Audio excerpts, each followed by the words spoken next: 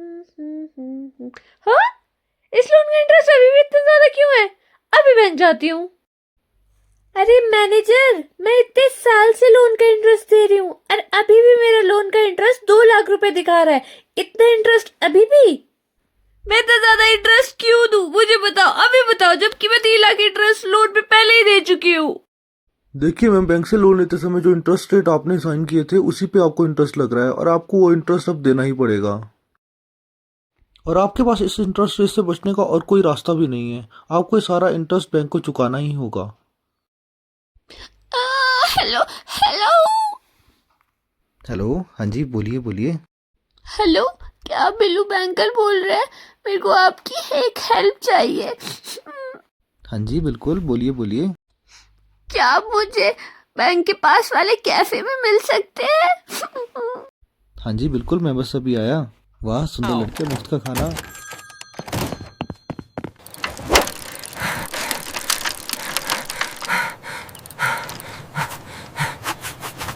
मेरे बैंक का लोन का इंटरेस्ट बहुत ज्यादा हो रहा अरे है। चलिए चलिए, रेस्टोरेंट में खाते हुए बात करते हैं। चलिए चलिए। देखिए, मैं आपको बताता हूँ अपने लोन पे कैसे कम इंटरेस्ट देना है और आपका लोन कैसे जल्दी ख़त्म हो सकता है। इसके 3 बहुत इजी मेथड्स ये रहे।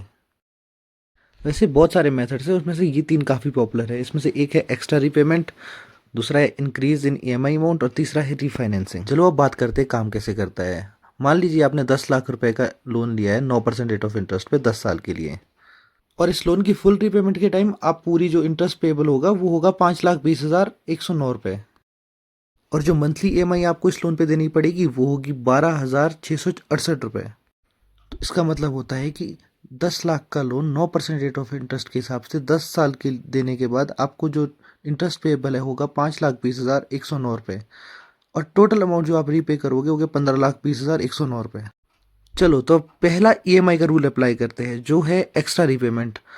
तो चलो अब यहाँ पे मैजिक देखते हैं। अगर आप 13 ईएमआई पे करोगे, मतलब सिर्फ एक एक्स्ट्रा ईएमआई पे करने के बाद आपके लोन पे क्या इम्पैक्ट पड़ता है। पहला तो आप जो इंटरेस्ट पे करोगे वो 4,69,000 होगा। तो आप सिर्फ एक एक्स्ट्रा ईएमआई देके आपका जो इंटरेस्ट सेव करोगे वो 60,000 होगा। और ये लोन टेन्योर आपका 9 साल ही रह जाएगा। चलो अब दूसरा रूल अप्लाई करके देखते हैं। अगर आप अपनी मंथली ईएमआई को 15,000 कर देते हो तो लोन पे क्या फ़र्क पड़ता है। जो न्यू लोन टेन्योर होगा वो 7 साल का होगा और 7 साल 9 महीने का होगा। और आपका टाइम सेव होगा 2 साल 3 मंथ्स।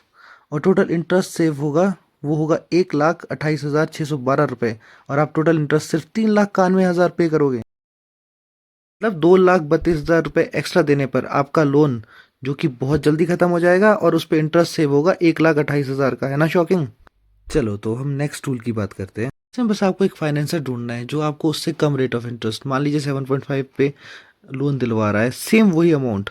तो इस बार कम रेट ऑफ इंटरेस्ट की वजह से आपकी जो ईएमआई हो जाएगी वो 11,870 रुपये हो जाएगी। और इसमें जो आप टोटल इंटरेस्ट सेव कर रहे हो वो 95,668 रुपये है। टोटल इंटरेस्ट आप 4,24,000 ही दोगे। इन तीनों ही केसेस में आपका इंटरेस्ट बहुत कम हो गया है। हाँ, पर आपको नया लोन करते समय आपको डॉक्यूमेंट चार्जेस और रजिस्ट्रेशन चार्जेस पे करने पड़ सकते हैं न्यू फाइनेंसर को, लेकिन उसकी जो एवरेज कॉस्ट होगी वो 10 से 15-20 हज़ार तक होगी। फिर भी आप इसमें कुछ ना कुछ सेव करोगे।